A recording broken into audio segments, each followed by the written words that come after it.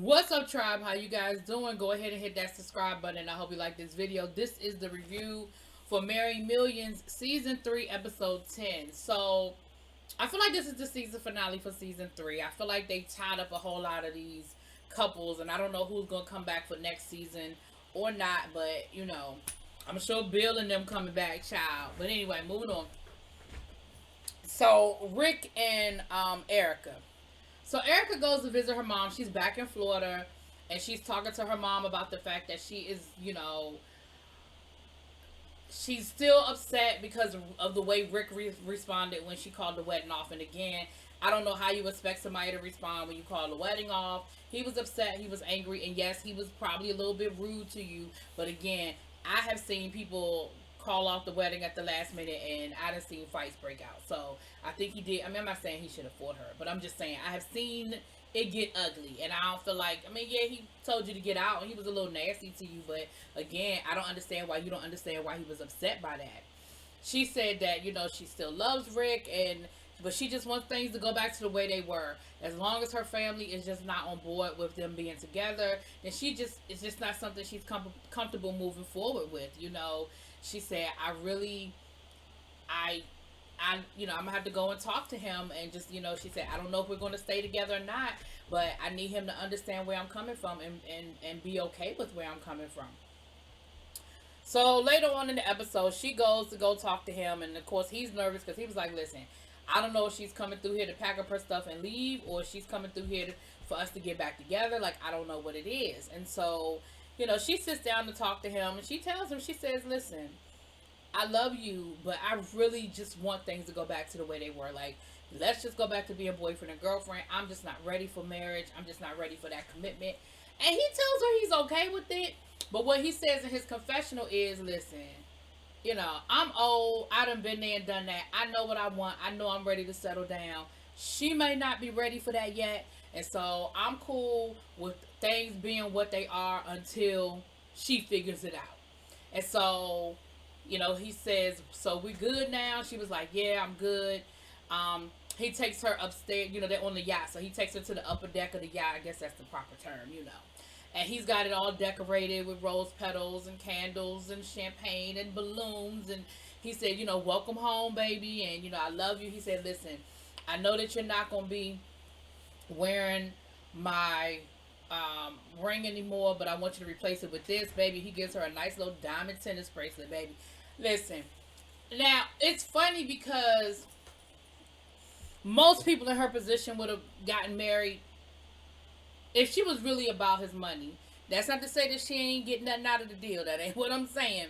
But he already didn't want to sign a prenup. If she was really just out for his money, I mean, she probably just would have went along with the wedding, and however things worked out is how they worked out. So, I can respect the fact that she said, listen, I love you and I want to be with you, but I ain't really ready to get married. And I just want things to go back to the way they were.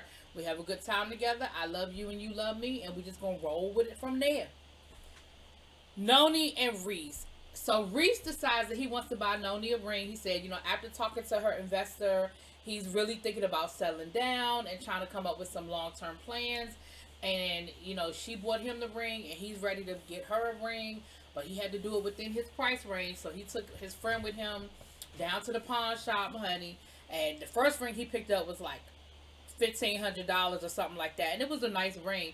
And he said, well, shoot, I thought the purpose of coming to the pawn shop was to get a good deal. Like, I can't afford that. Like, if I was going to spend that kind of money, I went to a regular jewelry store. So then he found another ring, and that was $800. And he was like, wow, $800, that's still more than what I have. Like, that's still more than what I can afford. And so the guy haggled with him down to $500. And so he was like, cool. And his friend thought he was crazy. His friend was like, you really ready to do this? Is this what you really want to do? Oh my goodness, I can't believe you really getting ready to get married. I can't believe this is what you getting ready to do. And so later on in the episode, he, goes to Noni and he proposes to her and gives her the ring. And of course, she was like, oh my gosh, Reese, this is so sweet. And he told her he got it from the pawn shop. She said, I don't care where it came from. Like, the fact that it came from you, it means a lot to me. And he told her that, after talking to her investor, it's really made him focus, and he really wants to make some plans. He really wants to come up with with some long term, plans, and that this is something he really wants to do. Um, and so she was impressed with that, and so that was that. That was cool. That was that. Listen, Rodney and what's her name, Desiree. Y'all, Desiree comes home from shopping with his mama and tells Rodney that his mama is mad about the black card. And that she told the mama that she could get whatever she want because she had Rodney's black card, and that, she uses it, but that she doesn't take advantage of it. And only when she gets mad at him does she get, go shopping. And Rodney was like,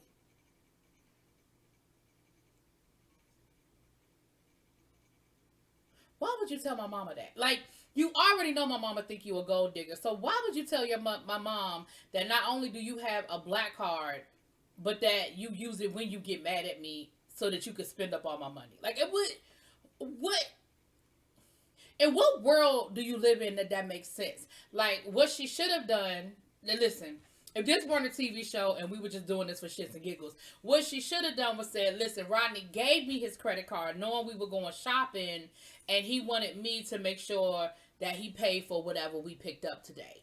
That would have been the end of the conversation. His mom would have never known. But you wanted to flaunt that. You thought it was cute, and you wanted to throw it out there that you were getting something from him. Again, assuming that this isn't a show and this is all for bullshit, because I'm going to get to that in a minute. And so, of course, while Rodney is fussing at her, trying to tell her how dumb that was for her to say that, his mother calls. And his mother was like, can I stop by? And he was like, well, yeah, Desiree is here. She said, oh, that's fine. I can say what I need to say in front of her. I said, oh, Lord. So, his mother gets there. His mother says to him, well, this don't make no sense. Why would she have an unlimited credit card? Like, you already paying her bills. You already fly her back and forth whenever, y'all want to see each other. I don't understand why she need a credit card, too, to go shopping and do whatever she wants to do. And what happened was Desiree told him before his mother got there, she said, now listen, we need to stand solid on this. You need to have my back. Remember what the counselor said. You need to have my back. And Rodney was like, all right, knowing good and damn well he had no intention of having her back. But he said, all right. So now that the mama is there, child, Rodney is giving up everything.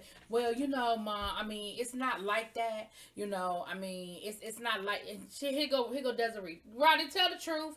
You gave me that credit card and told me I could use it whenever, however, and whoever I needed, and whenever and however. That's what it's there for. Don't be trying to sugarcoat it now. You gave me that credit card to use however I wanted to use it. I said, girl, now you know you're wrong for saying that. You know you're wrong. But that's what she said, honey. So then the mother was like, okay, well, that's a problem for me. She said, listen, I have vested a lot of my own money into helping Rodney get his business together. And what I have a problem with is, God forbid y'all break up or something happens, and then she just run up your credit card and mess up your money. Like, I got a problem with that. And I'm thinking to myself, ma'am, have you not heard of the word cancel? All he got to do is make a phone call and cancel the damn card. And that's it. That's all. That's it. That's all. It ain't that serious and it ain't that deep. And, okay, yeah, she probably could do a little bit of damage. I mean, it is a black card. But at the end of the day, listen, I'm sure Ronnie done put some well, at least he should have put some things in place to make sure that she just can't willy-nilly just spend all his damn money. But either way, so Rodney was like, well, I understand your concerns, but... And Desiree was like, what you mean you understand her concerns? What? Oh, so you just not going to say nothing. You just going to let your mama just... So then the mama was like, well, listen, I have a problem with that, and you need to take that card back. And if you don't take it back, I am. Ma'am? So now Desiree is like, okay, so who is really in charge of the girls? Like, does Rodney really have control over his own finances? I mean, the fact that his mama is sitting here threatening that she gonna cancel a whole credit card, like, does she have that kind of power? Because if she got that kind of power, we got a whole nother issue here. Because is this really even Rodney's money, or is it just his mama's money and she let him play with it? Like, I got questions. Now, from that point of view, Desiree had some points because I was thinking the same thing. At that point, I'm like, so you could just pick up the phone and cancel his shit? Now, in his confessional, Roddy was like, my mama ain't got that kind of control. She just talking. But she my mama, so I'm gonna let her say what she gotta say. But she knows she ain't got that kind of power. She can't just be cancel. Those are my credit cards. She can't cancel my shit. So, baby Desiree gets up. She said, well, ain't nobody taking my credit card. And she goes up them steps, honey, in a huff and a puff. And Rodney mama look at him and was like, yeah, see, y'all got bigger fish to fry. Y'all got bigger problems. Now, and then she leaves, Rodney, she hugs Rodney and said, I still love you, But here's the thing, y'all. Y'all know what we've been hitting around at all season. Everybody been hitting around at this at all season, okay? Here's what his mother had to say.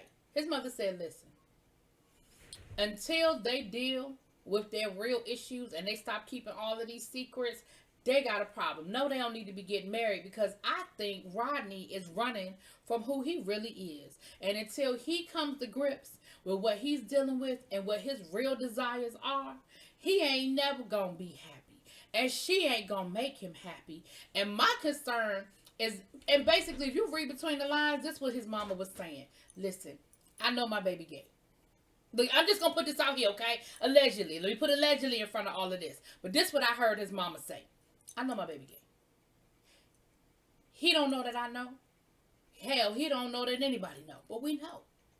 And as long as he keep living this falsehood and he keeps trying to live the life that he thinks everybody else wants him to live, he ain't gonna be happy. Now, the reason why I'm worried about Miss Desiree over here is because at the end of the day, when she found out what's really going on and what the real deal is, I just don't want her acting a damn fool. I don't want her to have access to nothing because y'all know how women act, especially black women, how they act when they feel like they, been played with, toyed with their emotions and their heart. And if, God forbid, let's say she come home early and she walk in on something she ain't supposed to walk in on, mama just want to make sure that she ain't got access to the credit card and she don't go out here and get her a drop-top Bentley and some more shit, okay? That's all it is. That's what it boils down to. She really just trying to protect her son, okay? Now listen, all of that is allegedly and that is what I heard. But y'all know. Last but not least, Bill and Bree. Bill has decided that he is going to propose to Bree, so he goes to his ex-wife and he lets her know, listen, me and you, and the real truth came out between the two of them too. The real truth came out.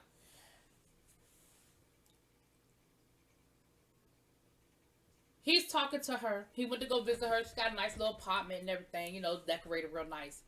And she said, oh, so you here to apologize? He said, apologize? From my understanding, you should be apologizing to me. Like, you were really rude to Bree. She came home in tears. Oh, well, I mean, she's always crying. And he said, well, you said that she only wants to have children for a bank account for financial reasons. Like, you don't think that was rude? And now I guess she didn't expect Bree to tell him what she said or whatever. She was like, well, I mean, I just feel like, when she first met you, she was okay with not having children. Now, all of a sudden, she wants children. And he was like, because she fell in love with me. Like, that's what you do with people you love. You want to have children with them. Like, I understand it. I don't see what the problem is. Well, I'm just trying to protect our family. I'm just trying to protect, what our kids and our daughters and this. He said, but I love her. And I'm really going to need you to accept that and be okay with it. Then, in her confessional, the real truth came out.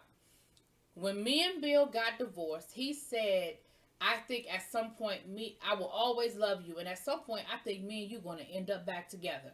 That's what she's waiting on. She said, all these other women and everything, that don't mean anything. Me and Bill have something. We have a connection. Oh, the real truth comes out. The reason why you don't really like Bree is because you feel like Bree is in the way of you getting back with your man. That's what this boils down to. Okay, I got it now. So then Bill tells her, well, I'm going to propose to Bree. Ooh, what'd he say that for? Baby, she was not here for none of that. She ain't like it. She wasn't here for it. She wasn't accepting it, okay? And Bill was like, I don't understand why she's so mad. Why is she so angry? What is going on? And, But he don't care. I mean, he says, listen, I was hoping to get a better reception from Catherine, but oh well, it is what it is. I love Bree. I'm going to propose to her, and this is what it's going to be. And so he gets a party planner to come into the house and decorate the backyard with all these flowers, and they build like a little trestle, and that was the correct word, the trestle with the flowers and everything. And he has a mariachi band there. He serenades her. He gets down on one knee. He asks her to marry him. Of course, she's crying so hard she can hardly get it out. But of course, she says yes, and she's so happy. So, season 4 is going to be their wedding, okay? It's going to be all about his ex-wife trying to sabotage the wedding, child. But by the end of season 4, I think they're going to really get married. I don't know, Rodney and, I ain't even finished. Damn, I done moved on from Rodney and Desiree. So, after Rodney's mom leaves, he goes upstairs to talk to Desiree, and Desiree tells him, she said, listen, at the end of the day, the counselor told us what the problem is. She said that you have to figure out who's going to be your queen. Am I your queen? Or there can only be one queen. And if you're going to be with me, then our relationship is between the two of us. It doesn't have anything to do with your mom. She doesn't get to make decisions. She doesn't get to tell you how to spend your money. Now, here's what I had a problem with, because she said, we got to get rid of your mother. No one is ever going to be okay with that language. He said, my mother, get rid of my mother. He said, she ain't never going nowhere. That's my mother. Now, from that point of view, Rodney's right. Like, that's the wrong words to use. But I understood what Desiree was saying. If me and you are going to be together, then this relationship has to be between me and you. People always want to quote the Bible about a man leave his mother and cleave to his wife. And that's what you're going to have to do, Rodney. Now, he's saying Desiree is the one you're supposed to be cleaving to. But that is ultimately the decision that you're going to have to make. And I believe that's what Desiree was trying to say. But, yeah, wording it like that, you ain't going to never get the right response. So, baby, she said, I'm gone. My Uber on the way. I'm going back to California. I'm not going to do this. Baby, Rodney told her, but listen, go on, leave that ring. Go on, leave that ring. He said, because I'm not going to keep playing this game with you either. She said, okay, that's cool. Your mama going to be happy about that, okay? And that was the end of that. So, child. Anyway, that was the end of season 3. I have no idea when season 4 is going to start back up. And I don't know who's going to be on there. But we'll see where it goes from there. Y'all let me know what y'all think. Drop it in them comments. Peace.